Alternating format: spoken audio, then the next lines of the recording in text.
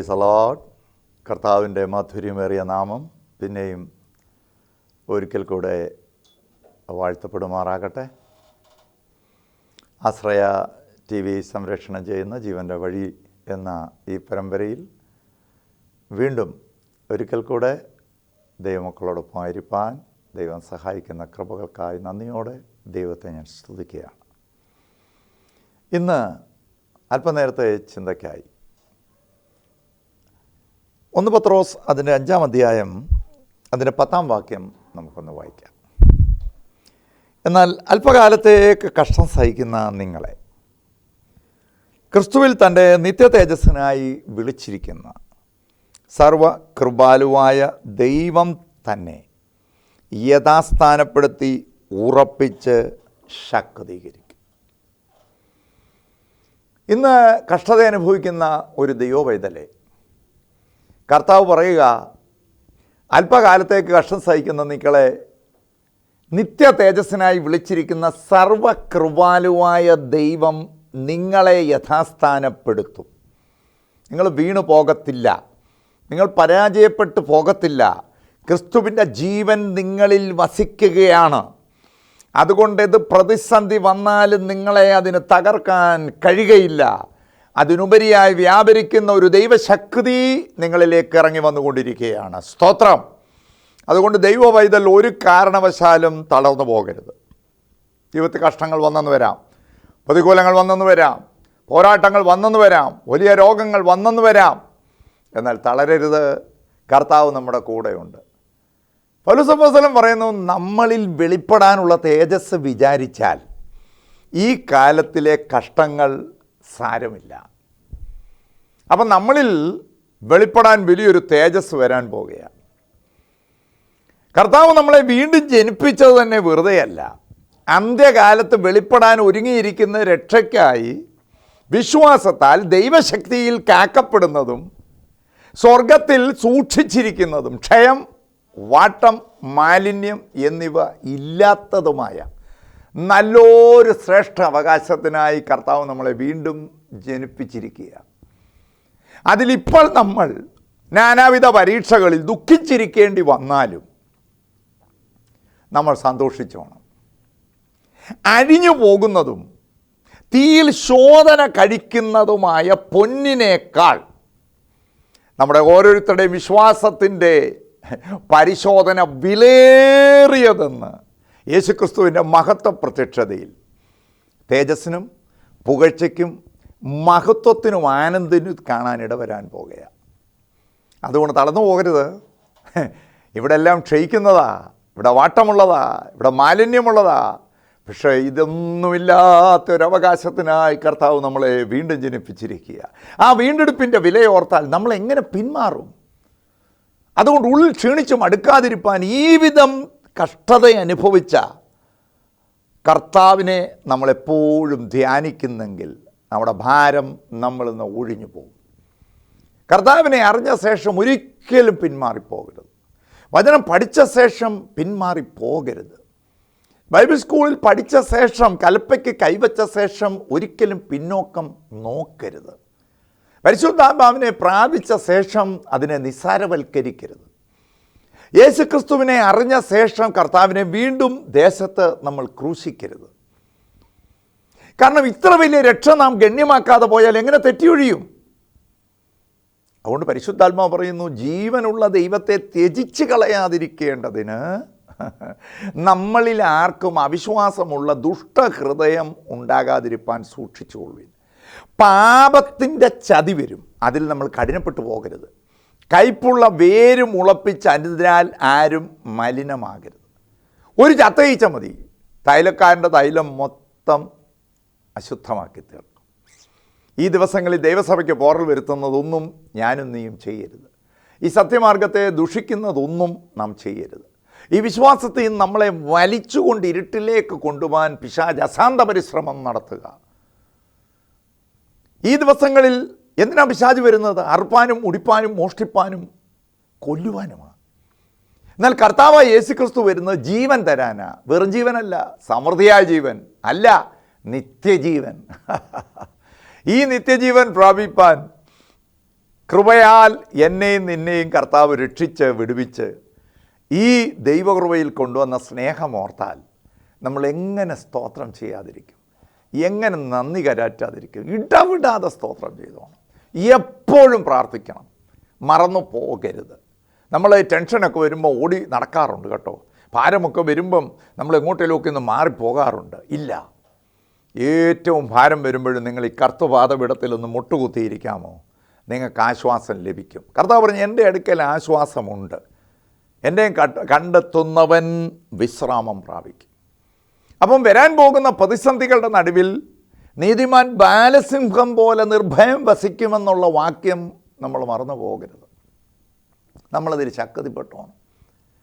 എൻ്റെ വൈഫിന് ഒരിക്കൽ ക്യാൻസർ വന്നു, 4th സ്റ്റേജ് ക്യാൻസറാണ്. ആർക്കും അതിനെ സൗഖ്യമാക്കാൻ കഴിഞ്ഞില്ല. റീജിയണൽ ക്യാൻസർ സെൻറ്ററിൽ ചെല്ലുമ്പോൾ ട്രീറ്റ്മെൻറ്റ് വേണ്ട എന്ന് പറഞ്ഞു, പ്രയോജനമില്ല. എന്നാൽ ഞങ്ങളവിടെ വിശ്വാസത്താൽ നിന്നു. ഡോക്ടറോട് ഞങ്ങൾ അപേക്ഷിച്ചു, ഡോക്ടർ അത് ഏറ്റെടുത്തു. ദൈവം അത്ഭുതകരമായ വിടുതൽ അതിന്മേൽ പകർന്നു തന്നു. അതെല്ലാം കടന്നിന്നും നമ്മൾ ജീവിച്ചിരിക്കുകയാണ്. എൻ്റെ ഭാര്യ പറയും, മരിക്കാൻ എനിക്ക് മനസ്സില്ല, ഞാൻ ജീവിച്ചിരുന്ന് യഹോവയുടെ പ്രവൃത്തികളെ വർണ്ണിക്കും. നമ്മൾ ദൈവത്തിൻ്റെ നാമം ഉയർത്തുന്നവരാകണം. ഉദാസീനതയോടെ കർത്താവിൻ്റെ വേല ചെയ്യുന്നവൻ ശപിക്കപ്പെട്ടവനാണ്. പ്രാർത്ഥിക്കാതിരിക്കുന്നത് പാപമാണ്. സുവിശേഷം അറിയിക്കുന്നില്ലെങ്കിൽ കഷ്ടമാണ്. നിങ്ങളോ അന്ധകാരത്തിൽ നിന്ന് അത്ഭുത പ്രകാശത്തിലേക്ക് വിളിച്ചവൻ്റെ സൽഗുണങ്ങളെ ഘോഷിപ്പാൻ തിരഞ്ഞെടുക്കപ്പെട്ട ശ്രേഷ്ഠ രാജകീയ പുരോഹിത വർഗമാണ്. അത് മറക്കരുത്. അതുകൊണ്ട് നമ്മളെ വീണ്ടെടുത്ത പുണ്യാഹ രക്തത്തിൻ്റെ വില നാം അറിഞ്ഞ്, കർത്താവ് നമ്മളെ വിളിച്ചത് ഫലം കായ്പാനാണെന്ന് തിരിച്ചറിഞ്ഞ്, കർത്താവിന് വേണ്ടി നല്ല ഫലം കായ്ച്ചുകൊണ്ട് മുന്നോട്ട് പോകാം. കഷ്ടതയിൽ തളർന്ന് പോകരുത്. നമ്മളെ ദൈവം മാനിക്കും. ഈ കാലഘട്ടം നമ്മൾ നോക്കി, യൗവനക്കാർ ഇടറി വീഴും, ബാല്യക്കാർ തളർന്നു പോകും. യഹോവയെ കാത്തിരിക്കുന്നവർ ശക്തിയെ പുതുക്കും. കഷ്ടതയുടെ വേളയിൽ ഒറ്റയ്ക്കിരുന്ന് കരയണം. ഭാര്യയും ഭർത്താവും കൈകോർത്തെന്നും പ്രാർത്ഥിക്കണം. സ്നാനപ്പെടുത്തി കയറ്റിയപ്പോൾ പാസ്റ്റർ പറഞ്ഞു തന്നവാ, മരണപര്യന്തം നീ വിശ്വസ്തനായിരുന്നോണം, എങ്കിൽ മാത്രമേ ജീവൻ്റെ കിരീടം പ്രാപിക്കുകയുള്ളൂ. കൊയ്ത്തും കഴിഞ്ഞു, ബലശേഖരവും കഴിഞ്ഞു, നാമോ രക്ഷിക്കപ്പെട്ടില്ല എന്നുള്ള നിർഭാഗ്യം വരരുത്, ദുസ്ഥിതി വരരുത്. ഓടിയതും അധ്വാനിച്ചതും വൃഥാവായി പോകരുത്. ഓട്ടക്കളത്തിൽ ഓടുന്നവർ അനേകർ. ലക്ഷ്യം തെറ്റി പോകരുത്. സ്വർഗീയ ദർശനത്തിന് അനുസരണക്കേട് കാണിക്കരുത്. ദാതാവിനെപ്പോഴും മുൻതൂക്കം കൊടുക്കണം. ദാനമല്ല വലുത്, ദാതാവാണ് വലുത്. അവൻ്റെ സന്നിധിയിൽ പുരാതന സമ്പത്തുണ്ട്. നമ്മളെ മാനിപ്പാൻ ദൈവം ശക്തനാ. നമ്മളെ പരീക്ഷിപ്പിക്കുവാൻ, പരീക്ഷയിലൂടെ കടത്തിവിടാൻ ഒക്കെ ചിലപ്പോൾ താഴ്ത്തിയെന്ന് വന്നേക്കാം. ഇതെല്ലാം ഉയർച്ചയായി നമ്മുടെ ജീവിതത്തിൽ വെളിപ്പെട്ടു വരും. നമ്മൾ തന്നെ ഒന്ന് താഴ്ത്തി ഏൽപ്പിച്ചാൽ ദൈവം നമ്മളെ താഴ്ത്തത്തില്ല. നമ്മളെ തന്നെ താഴ്ത്തുന്നെങ്കിൽ ദൈവം നമ്മളെ ഉയർത്തും. ദൈവം ആഗ്രഹിക്കുന്ന നിങ്ങൾ ദൈവസന്നിധി കീഴടങ്ങുവീൻ, പിശാചിനോട് പൊരുതി നിൽപ്പീൻ. എന്നാൽ അവൻ നിങ്ങളെ വിട്ട് ഓടിപ്പോവും. ഈ ദിവസങ്ങളിൽ ദൈവസന്നിധിയിൽ നമ്മൾ താഴ്ത്തി ഏൽപ്പിക്കാമോ? ആസാ താഴ്ത്തി ഏൽപ്പിച്ചില്ല, ദൈവനെ കൊളുത്തിട്ട് പിടിച്ചു കളഞ്ഞു. കഷ്ടതയിൽ അവൻ ദൈവത്തിൽ ആശ്രയിച്ചവനെ താഴ്ത്തി. Praise God. എന്നാൽ എസ്രാ ശാസ്ത്രി തന്നെ താഴ്ത്തി കവേറ്റെങ്കിൽ. നമ്മളെ താഴ്ത്തുന്നെങ്കിൽ ദൈവം നമ്മളെ നിശ്ചയമായും ഉയർത്തും. മനുഷ്യനല്ല നമ്മുടെ മുമ്പിൽ വഴി തുറക്കുന്നത്, ദൈവമാണ്. അത് ദൈവത്തിൻ്റെ സമയമാണ്. അതുകൊണ്ട് തക്ക സമയത്ത് ഉയർത്തേണ്ടതിന് ആ ബലമുള്ള കരത്തിൻ കീഴിൽ നാം താണിരിക്കണം. എൻ്റെ വൈഫിൻ്റെ ഒരു വശം തളർന്നുപോയി. 10 ദിവസം ഞങ്ങൾ മുഴങ്കാലിൽ നിന്ന് പ്രാർത്ഥിച്ചു. ദൈവം അവർക്ക് സൗഖ്യം കൊടുത്തു. എൻ്റെ പ്രിയതമയ്ക്ക് സൗഖ്യം കൊടുത്തു. എൻ്റെ പ്രിയപ്പെട്ടവൾക്ക് സൗഖ്യം കൊടുത്തു.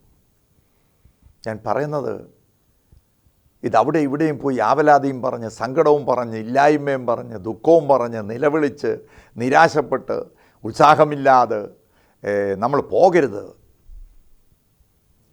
ഈ അന്ത്യകാലത്ത് സഭായോഗത്തെ ഉപേക്ഷയായിട്ട് വിചാരിക്കരുത്. സഭ കൂടി വരുന്നതെല്ലാം സഭായോഗമാണ്. ഇതൊന്നും ഉപേക്ഷയായിട്ട് വിചാരിക്കരുത്. എല്ലാ കൂട്ടായ്മയ്ക്കും കടന്നു പോകണം. നമ്മളെ ദൈവത്തോട് കഷ്ടതയെ അടുപ്പിക്കണം. ഈ വേദനകൾ ദൈവത്തോട് നമ്മളെ അടുപ്പിക്കണം. ദൈവത്തിൽ നിന്ന് അകറ്റിക്കളയല്ല.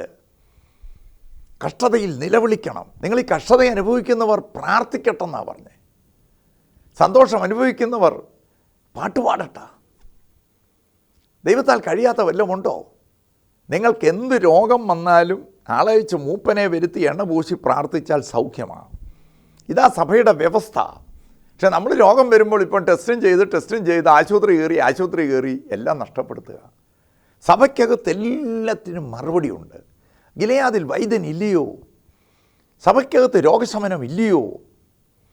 ഈ ദിവസങ്ങളിൽ ദൈവത്തിലുള്ള ആശ്രയം, ദൈവം പറഞ്ഞ പ്രമാണം അതുപോലെ അനുസരിക്കുക. അതിൽ ഇടത്തോട്ടോ വലത്തോട്ടോ മാറാൻ പാടില്ല. അതല്ലേ യോശുവയോട് യഹോവയായ ദൈവം പറയുക, നീ ഉറപ്പും ധൈര്യമുള്ളവനായിരിക്കാം. എൻ്റെ ന്യായപ്രമാണം നിൻ്റെ വായിൽ നിന്ന് നീങ്ങിപ്പോകരുത്.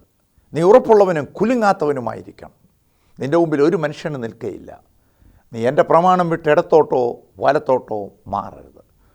നാം അറിയാത്ത ഒരു രാജ്യത്ത് ചെല്ലുമ്പോൾ, ദേശത്ത് ചെല്ലുമ്പോൾ വേർപാടും വിശുദ്ധിയും നമ്മൾ സൂക്ഷിച്ചോണം. വേർപാടും വിശുദ്ധിയും നമ്മുടെ മുഖമുദ്രയാണ്. അത് നമ്മൾ സൂക്ഷിച്ച് മുന്നോട്ട് പോയാൽ കർത്താവ് നമ്മളെ അനുഗ്രഹിക്കും.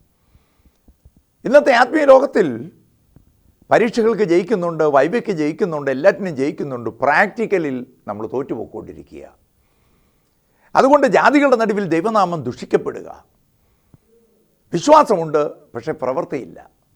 പ്രവൃത്തിയില്ലാത്ത വിശ്വാസം ചത്തത. പിശാച് ദൈവം ഏകനെന്ന് വിശ്വസിക്കുകയും വിറയ്ക്കുകയും ചെയ്യുന്നെന്ന്. അപ്പം ദൈവത്തെ സ്നേഹിക്കുന്നു, ദൈവത്തെ അറിയുന്നു എന്ന് പറയുന്നവർ ദൈവപ്രവൃത്തിയിലൂടെ മനുഷ്യരിൽ അത് വെളിപ്പെടുത്തി ദൈവത്തെ പ്രകടമാക്കി കൊടുക്കണം. പ്രാക്ടിക്കലി തോറ്റുപോകരുത്. അതിൽ നമ്മൾ ജയിച്ചേ പറ്റൂ. നമ്മുടെ ജീവിതം കണ്ട അനേകർ കർത്താവിലേക്ക് കടന്നു വരേണ്ടത്. അതുകൊണ്ട് തളർന്നു പോകരുത്. ദൈവം നമ്മളെ വിടുവിക്കുകയും ഉദ്ധരിക്കുകയും ചെയ്യും. കഴിഞ്ഞിടയ്ക്ക് കാർഡിയോളജിസ്റ്റ് കണ്ടിട്ട് പറഞ്ഞു, പല ടെസ്റ്റുകളും ചെയ്തിട്ട് പറഞ്ഞു, ഇവർക്ക് ലെഫ്റ്റിൽ ബണ്ടിൽ ബ്രാഞ്ച് ബ്ലോക്കാണ്.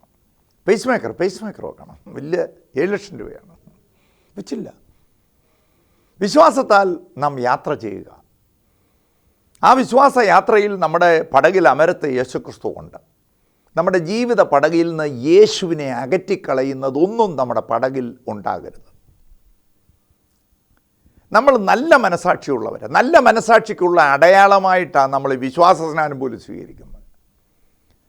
എന്നാൽ തിരുവചനത്തിൽ നാം കാണുന്നുണ്ടല്ലോ, തീമോത്തിയോസിനോട് അപ്പോസ്തലനായ പൗലോസ് വിശ്വാസി നിജപുത്രനായ തീമോത്തിയോസിനോട് പറയുകയാണ്, നല്ല മനസാക്ഷി ചിലർ തള്ളിക്കളഞ്ഞു. ഹുമനിയോസും അലക്സാണ്ടറും അവരുടെ കൂട്ടത്തിലുള്ളവർ. അവരുടെ വിശ്വാസ കപ്പൽ ഉടഞ്ഞുപോയി. അവരിപ്പം പിന്മാറിപ്പോയിട്ട് സഭയെ നിന്ദിക്കാൻ ശ്രമിക്കുക. അതുകൊണ്ട് അവർ ദൈവദൂഷണം പറയാതിരിക്കാൻ പഠിക്കേണ്ടതിന് ഞാനവരെ സാത്താനെ ഏൽപ്പിക്കുന്നു. കണ്ടോ, തേമസ് ലോകത്തിലേക്ക് ഇറങ്ങിപ്പോയി. യേശുക്കാരൊക്കെ എന്നെ കൈവിട്ടു. പലരും പിന്മാറിപ്പോയിക്കൊണ്ടിരിക്കുന്ന കാലഘട്ടത്തിൽ വിശ്വസ്തന്മാർ മനുഷ്യപുത്രന്മാരുടെ ഇടയിൽ കുറയുക, ഭക്തന്മാർ ഇല്ലാതെ പോകുക, വൃതന്മാർ കുറയുക. കർത്താവ് പറയും, ഇനിയും വരുന്ന വലിയ മഹാകഷ്ടമാണ്. ഇന്ന് വരെ സംഭവിച്ചിട്ടില്ലാത്തത്, ഇനി മേലിൽ സംഭവിക്കാത്തതുമായ വലിയ കഷ്ടം ഭൂമിയിൽ ഉണ്ടാകാൻ പോകുകയാണ്. അത് നമ്മൾ തുടങ്ങിക്കഴിഞ്ഞു, നമ്മളത് കണ്ടുകൊണ്ടിരിക്കുകയാണ്. അതുകൊണ്ട് ഈ കഷ്ടതയുടെ നടുവിൽ ജ്യോതിഷികളെ പോലെ നാം നിൽക്കണം, വെളിച്ചമായി നിൽക്കണം. മലമേൽ പ്രകാശിക്കുന്ന പട്ടണം പോലെ, തണ്ടിന്മേൽ പ്രകാശിക്കുന്ന വിളക്ക് പോലെ ഓരോ ദൈവ പൈതലും ഇതിൽ പ്രതിജ്ഞാബദ്ധരാകണം. നമ്മളതിന് ഉത്തരവാദിത്വപ്പെട്ടവരാണ്. ദേശത്തെ വാർത്ത വിശ്വസ്തതയെ ആചരിച്ച് ദേശത്ത് ദൈവസഭയിൽ യേശുക്രിസ്തുവിനെ ഉയർത്തുന്നവരായി വ്യക്തികളും ഓരോ കുടുംബങ്ങളും നമ്മൾ ഈ ദിവസങ്ങളിൽ കർത്താവിന് വേണ്ടി വില കൊടുക്കണം. കനത്ത വില കൊടുക്കണം. നാട് വിട്ട് വീട് വിട്ട് നാമതയെ കൂട്ടം വിട്ട് കർത്താവിനെ എറിഞ്ഞ് ഇറങ്ങിത്തിരിച്ച് അന്ത്യത്തോളം വിശ്വസ്തരായി നിന്നോണം. മരണപര്യന്തം വിശ്വസ്തനായിരിക്കുക, എന്നാൽ നീ ജീവൻ്റെ കിരീടം പ്രാപിക്കും. വിവാഹം കഴിക്കുമ്പോഴും ദൈവത്തിൻ്റെ ആത്മാവ് പറയുന്നു, മരണം നിങ്ങളെ വേർപിരിവിക്കും വരെ നിങ്ങൾ ഒരു ശരീരമാണ്. മരണം നിങ്ങളെ വേർപിടിപ്പിക്കും വരെ നിങ്ങൾ അകന്നു പോകാൻ പാടില്ല. പ്രാർത്ഥനയിൽ അല്പനേരം പരസ്പര സമ്മതത്തോടെ നാം മാറിയിരിക്കാം, പക്ഷെ പിന്നെയും നമ്മൾ ഒന്നാകണം. നമ്മൾ അകന്നു പോകരുത്. അത് ദൈവത്തിന് സഹിച്ചുകൂടാ. ഉപേക്ഷണപത്രം അവൻ വെറുക്കുന്നു. ഭാര്യയെ ഉപേക്ഷിക്കരുത്. ഭാര്യയെ ഉപേക്ഷിക്കാൻ പാടില്ല. സ്വന്തം ശരീരം പോലല്ല, ക്രിസ്തു സഭയെ സ്നേഹിച്ചതുപോലെ ഭാര്യ ഭർത്താക്കന്മാർ തമ്മിൽ തമ്മിൽ സ്നേഹം വേണം, കൈകോർത്ത് പ്രാർത്ഥിക്കണം. ഇത് കണ്ടാണ് നമ്മുടെ തലമുറ വളർന്നു വരേണ്ടത്. ഈ കാലഘട്ടത്തിൽ കുഞ്ഞുങ്ങളെയൊക്കെ പ്രതിഷ്ഠിക്കുമ്പോൾ ഞാൻ പറയും, കുഞ്ഞിനൊരു ബുദ്ധി വലിയ വിവേകമൊന്നുമില്ല. 2 മാസമായ കുഞ്ഞ്, 1 മാസമായ കുഞ്ഞ്, 3 മാസമായ കുഞ്ഞിനെ പ്രതിഷ്ഠിക്കുക. ഞാൻ പറഞ്ഞ അവരെയല്ല പ്രതിഷ്ഠിക്കേണ്ടത്, ഇവരുടെ മാതാപിതാക്കളെ പ്രതിഷ്ഠിക്കണം. അവരെ കണ്ടാണ് ഈ കുഞ്ഞ് വളരുന്നത്. പിന്നെ ഇവരുടെ ഗ്രാൻഡ് ഫാദറിനെയും ഗ്രാൻഡ് മദറിനെയും കൂടെ ഒന്ന് പ്രതിഷ്ഠിച്ചാൽ നല്ലതാണ്. കുഞ്ഞിനെ പ്രതിഷ്ഠിക്കേണ്ട കാര്യമൊന്നുമില്ല. കർത്താവ് ശിശുക്കളെ എൻ്റെ അടുക്കൽ വിടുവീൻ, ദൈവരാജ്യം അവരുടേതല്ലോ. അതുകൊണ്ട് ഈ കുഞ്ഞുങ്ങളുടെ സ്വഭാവ രൂപീകരണം നടക്കേണ്ടത് വീട്ടിൽ വെച്ചാണ്, സൺഡേ സ്കൂളിലോ സഭയിലോ വെച്ചല്ല. അതുകൊണ്ട് തലമുറകളെ നല്ല രീതിക്ക് പഥ്യോപദേശത്തിൽ നമ്മൾ മുന്നോട്ട് കൊണ്ടുപോകണം. ബാലൻ നടക്കേണ്ടുന്ന വഴിയിൽ അവനെ അഭ്യസിപ്പിക്കുക. വൃദ്ധനായാലും അതവനെ വിട്ടുപോകുകയില്ല. നമുക്ക് സമർപ്പിക്കാം. എൻ്റെ ഈ കണ്ണിൻ്റെ കാഴ്ച നഷ്ടപ്പെട്ടിട്ട് ഏകദേശം 10 വർഷത്തോളമായി. നമ്മളിതിലൊന്നും തളർന്നു പോകരുത്. ദൈവത്തോട് ചിലർക്ക് ഇഷ്ടമല്ല. എന്നോട് കർത്താവ് കടുക ചെയ്തെന്നൊക്കെ പറഞ്ഞു കളയും. ചിലർ പറയും, ഞാൻ പ്രാർത്ഥിച്ചതിന് മറുപടി ദൈവം തന്നില്ല. പിണങ്ങിയിരിക്കുക. ദൈവത്തോടകന്ന് പോകരുതേ, അടുക്കാം. ബാലശിക്ഷ നൽകുമെന്ന് അപ്പനെങ്കിലും ചേലെഴുതാൻ സ്നേഹം കുറഞ്ഞു പോകുമോ? ദൈവം തന്നെ സ്നേഹിക്കുന്നവരെ അവൻ ശിക്ഷിക്കുന്നു, ശാസിക്കുന്നു. കർത്താവ് മുറിക്കും, അവൻ മുറിവ് കിട്ടും. കർത്താവ് ചതയ്ക്കും, തൃക്കൈ പൊറുപ്പിക്കും. 6 കഷ്ടത്തിലും ദൈവം നിന്നെ വിടുവിക്കും. 7-ാമത്തതിലും തിന്മ നിന്നെ തൊടുകയില്ല. അതുകൊണ്ട് ഈ ദിവസങ്ങളിൽ കഷ്ടതയുടെ നടുവിൽ ദൈവത്തോട് കൂടുതൽ അടുക്കാൻ നമ്മെ തന്നെ ഒന്ന് സമർപ്പിക്കാം. എൻ്റെ തലയ്ക്കകത്ത് വലിയൊരു മുഴയുണ്ട്, സർജറി ചെയ്യണമെന്ന് പറഞ്ഞു. ഞാൻ പറഞ്ഞു, വേണ്ട, എഴുന്നേറ്റ് നിൽക്കത്തില്ല, പ്രസംഗിക്കാൻ നിങ്ങൾക്ക് സാധ്യമല്ല. മെഡിക്കൽ സയൻസ് പലതും പറയും, പല മരുന്നും എഴുതും. എല്ലാം ഒന്നും കഴിക്കാൻ പാടില്ല കേട്ടോ. പക്ഷേ അതിലെല്ലാം ആത്യന്തികമായി വേണ്ടത് ഫെയ്ത്താണ്, ദൈവത്തിലുള്ള അചഞ്ചലമായ വിശ്വാസം. ആശ്രയിച്ചാൽ പോരാ, യഹോവയിൽ ആശ്രയിക്കും. യഹോവ തന്നെ ആശ്രയിക്കും. യഹോവയിൽ ആശ്രയിക്കുന്നവൻ കുലുങ്ങാതെ എന്നേക്കും നിൽക്കുന്ന സിയോൻ പർവ്വതം പോലെയാണ്. പർവ്വതങ്ങൾ കുലുങ്ങി സമുദ്രമധ്യേ വീണ് സുനാമി കയറിയാലും അവർ ഭയപ്പെടത്തില്ല. അപ്പോൾ ഇനിയും നമ്മൾ കാണാൻ പോകുന്ന പ്രതിസന്ധികൾ എന്തൊക്കെയാണ്? ഭൂലോകത്തെ കീഴ്മേൽ മറിക്കാൻ പോകുകയാണ്. ഭൂമി ഭൂകമ്പം കൊണ്ട് കീറാൻ പോകുകയാണ്. എന്നാൽ ഈ പ്രതിസന്ധിയുടെ നടുവിലൊക്കെ പരീക്ഷകളിൽ നിന്ന് തന്നെ ഭക്തന്മാരെ വിടുവിക്കാൻ ശക്തിയേറിയ ദൈവത്തിൻ്റെ ദൂതൻ മിഖായേൽ ഇറങ്ങും. ജീവൻ്റെ പുസ്തകത്തിൽ പേരെഴുതി കാണുന്ന എല്ലാവരും രക്ഷിക്കപ്പെടും. പരിശുദ്ധാത്മാവിൻ്റെ മുദ്ര വീണ്ടെടുപ്പ് നാളിനായി നമ്മുടെ മേലുണ്ട്. രക്തം കൊണ്ട് നമ്മൾ മുദ്രയിടപ്പെട്ടവരാ. നമ്മളെ ദോഷം ചെയ്യാൻ ശത്രുവിന് കഴിയത്തില്ല. കർത്താവ് പറഞ്ഞു, മുദ്രയില്ലാത്തവരെ തൊട്ടോ, പക്ഷേ മുദ്രയുള്ളവരെ തൊടരുത്. ഈ അന്ത്യകാലമാണ്. ഇനി മുദ്രകൾ നമ്മുടെ കൈകളിൽ വരെ വെളിപ്പെടാൻ പോകുകയാണ്. വരുന്ന 3 വർഷത്തിനകത്ത് നമ്മളിതെല്ലാം കാണാൻ പോവുകയാണ്. അധർമ്മം പെരുകുന്നത് കൊണ്ട് അനേകരുടെ സ്നേഹം തണുത്തുപോയിക്കൊണ്ടിരിക്കുക, അന്യോന്യം ഏൽപ്പിച്ചു കൊടുത്തുകൊണ്ടിരിക്കുക. അതുകൊണ്ട് അന്ത്യകാലത്ത് അന്യോന്യം സ്നേഹം വർദ്ധിപ്പിക്കണം. തമ്മിൽ തമ്മിൽ സ്നേഹം വർദ്ധിപ്പിക്കണം. കൂട്ടായ്മകൾ ഭവനങ്ങളിൽ വർദ്ധിക്കണം. വിശുദ്ധന്മാരെ ശുശ്രൂഷിക്കുന്നതിനാലും ശുശ്രൂഷിച്ചതിനാലും തൻ്റെ നാമത്തോട് കാണിച്ച സ്നേഹം മറന്നുകളയാൻ കർത്താവ് അനീതിയുള്ള ദൈവം അല്ല. അതുകൊണ്ട് എപ്പോഴും കർത്താവിൻ്റെ നാമം മഹത്വത്തിനായി ചെലവിട്ട് നമ്മുടെ പൗരത്വം ഇവിടല്ല, അത് സ്വർഗത്തിലാണ്. അതുകൊണ്ട് കർത്താവ് യേശുക്രിസ്തുവിനോടുകൂടെ ഉയർത്തെഴുന്നേറ്റിരിക്കുന്നു എങ്കിൽ അവൻ ഇരിക്കുന്നിടമായ സ്വർഗത്തിലുള്ളത്, ഉന്നതമായത്, ഉയരത്തിലുള്ളത് തന്നെ ചിന്തിച്ചു വേണം. ഭൂമിയിലുള്ളതല്ല, ഉയരത്തിലുള്ളത്. Praise the lord. അത് ഈ കാണുന്നതെല്ലാം താൽക്കാലികമാണ്, കാണാത്തത് നിത്യമാണ്. അതുകൊണ്ട് നിത്യതയ്ക്ക് വേണ്ടി നമുക്ക് ഈ ദിവസങ്ങളിൽ ചുവടുകൾ വെക്കാം. ലക്ഷ്യം തെറ്റരുത്. ഹമാഷിയ, മിസ്സിങ് ദ ടാർഗറ്റ്. ലക്ഷ്യം തെറ്റിപ്പോകരുത്. ദൈവത്തെക്കാൾ ഉപരിയായി സ്നേഹിക്കുന്നതെല്ലാം വിട്ടുകളയാം. സകല ഭാരവും മുറുകെ പറ്റുന്ന പാപവും വിട്ട് നമ്മുടെ മുമ്പിൽ വെച്ചിരിക്കുന്ന ഓട്ടം സ്ഥിരതയോടോടുവാൻ നമ്മെ തന്നെ നമുക്കൊന്ന് സമർപ്പിക്കാം. കർത്താവ് അത്ര നല്ലതാണ്. ഞാൻ എപ്പോഴും പറയാറുള്ള ഒരു കഥയുണ്ട്. ഒരിക്കൽ വലിയൊരു റാലി കടന്നു വരികയാണ്.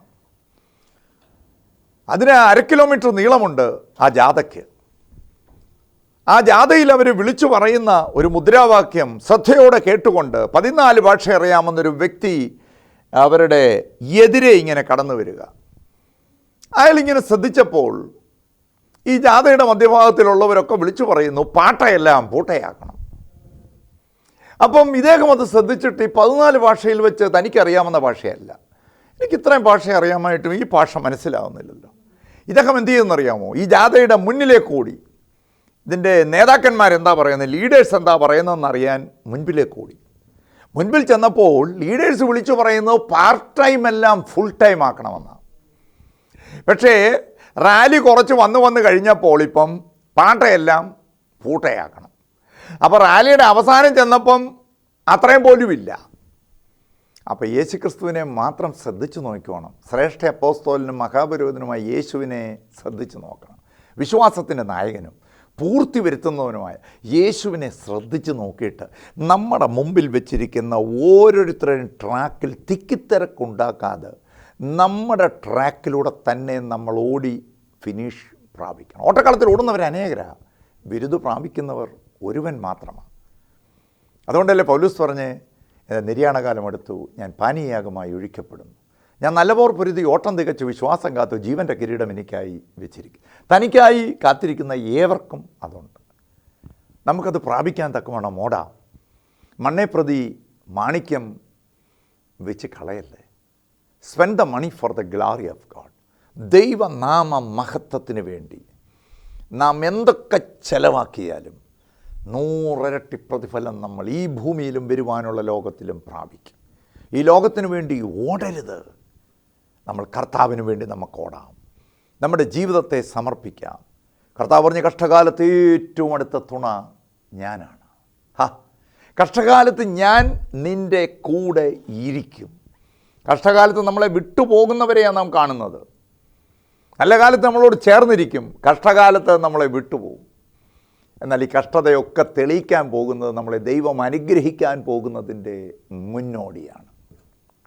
യോബ് വളരെ കഷ്ടങ്ങളിലൂടെ ഇറങ്ങിപ്പോയി. തൻ്റെ ജീവിതത്തിലുള്ളതെല്ലാം നഷ്ടപ്പെട്ടു. മൃഗസമ്പത്ത്, പക്ഷിസമ്പത്ത്, ധനം എല്ലാം നഷ്ടപ്പെട്ടു പോയി. മക്കൾ നഷ്ടപ്പെട്ടു. ഭാര്യ പോലും ഭക്തി മുറുകെ പിടിച്ചിരിക്കുകയാണോ എന്ന് ചോദിച്ച് തന്നെ വിട്ടു പോകുകയാണ്. തൻ്റെ ഉടപ്പിറന്നവൾക്ക് തൻ്റെ ശ്വാസം അസഹ്യമായി മാറുക.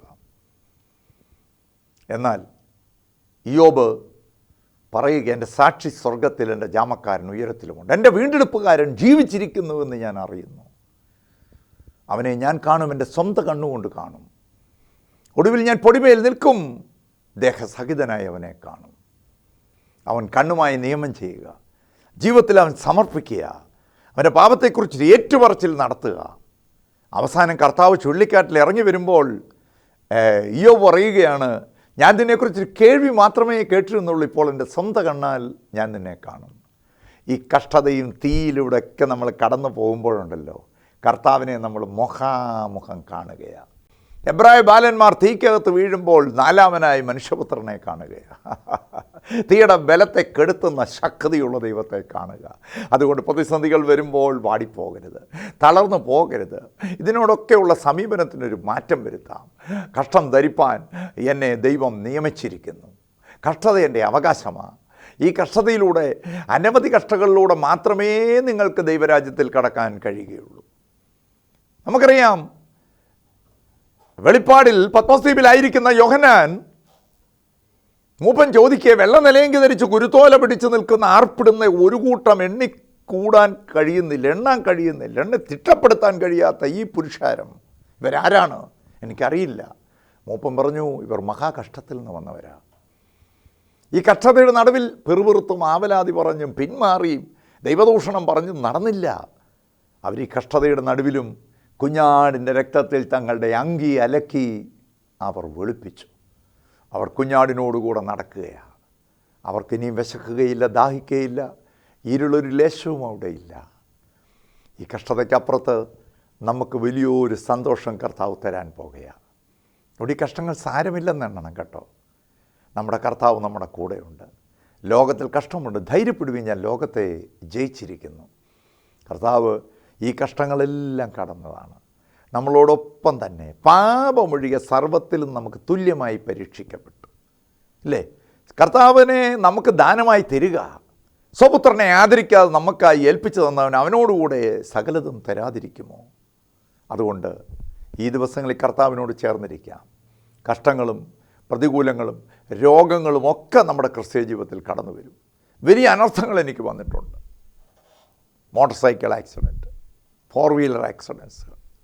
എന്നാൽ അതിലൊക്കെ മരണം കൂടാതെ നമ്മളെ കാത്തു പരിപാലിച്ച ഒരു കർത്താവിൻ്റെ നീതിക്കും ദയയ്ക്കും നമ്മൾ എത്ര നന്ദി കരയേറ്റിയാൽ പറ്റും. അതുകൊണ്ട് നിങ്ങളെപ്പോഴും സ്തോത്രം ചെയ്യണം കേട്ടോ. നിങ്ങൾ സ്തോത്രമേ പറയാവൂ. പൊട്ടച്ചൊല്ല്, കളിവാക്ക്, ചേർച്ചയില്ലാത്ത ചീത്തത്തരം ഒന്നും വിശുദ്ധന്മാർക്ക് ഉചിതമല്ല. സ്തോത്രം അത്രേ വേണ്ടത്. അതുകൊണ്ട് ഈ കഷ്ടതയുടെ നടുവിൽ നമുക്ക് സ്തോത്രം ചെയ്തു തുടങ്ങാം. നമ്മുടെ തലമുറയെ തിരുവചനം വായിക്കാനും രഹസ്യമായി പ്രാർത്ഥിക്കാനും പഠിപ്പിക്കാം. അവരെ വിശ്വാസത്തിൽ ഒന്ന് ശക്തിപ്പെടുത്താം. മകനെ തീമോത്തിയോസേ, നീ ദൈവകൃപയിൽ ശക്തിപ്പെടാനാണ് പറഞ്ഞത്. നമ്മളുടെ കൃപാവരം ചോർന്നു പോകരുത് കേട്ടോ. നമ്മുടെ അഭിവൃദ്ധിക്കായി അതിനെ ജ്വലിപ്പിച്ചുകൊണ്ടിരിക്കണം. ദൈവം തന്ന ടാലൻറ്റുകളെയൊക്കെ തിരികെ ചോദിക്കാൻ സമയമായി. അവൻ നിന്നോട് കാര്യം തീർക്കുന്ന നാളിൽ നിൻ്റെ കൈകൾ ബലപ്പെട്ടിരിക്കുമോ? അവൻ നിന്നോട് കാര്യം തീർക്കുന്ന നാളിൽ നിൻ്റെ ഹൃദയം ശക്തിപ്പെട്ടിരിക്കുമോ? ദിവസങ്ങളിൽ തളരരുത്. കാലാളുകളോട് ഓടി നീ തോറ്റുപോയാൽ കുതിരപ്പടയോടുകൂടെ നീ എങ്ങനെ ഓടും? സമാധാന ദേശത്ത് നിർഭയമായി വസിക്കുന്നെങ്കിൽ യോർദാൻ്റെ വൻകാട്ടിൽ നീ എന്തു ചെയ്യും? അതുകൊണ്ട് ഈ ദിവസങ്ങളിൽ തളരാതെ ഓടുവാനും ക്ഷീണിക്കാതെ നടക്കുവാനും തളർന്ന കൈയും കുഴഞ്ഞ മുഴങ്കാലുകളെയും ഒന്ന് നിവർത്തിയെടുത്തുകൊണ്ട് ഒടുവിൽ കർത്താവിലും അവൻ്റെ അമിത ബലത്തിലും ശക്തിപ്പെടുവാൻ പരിശുദ്ധാത്മാവ് ഈ വചനങ്ങളാൽ നിങ്ങളെ അനുഗ്രഹിക്കട്ടെ, ആശീർവദിക്കട്ടെ. ആമേൻ, ആമേൻ, ആമേൻ.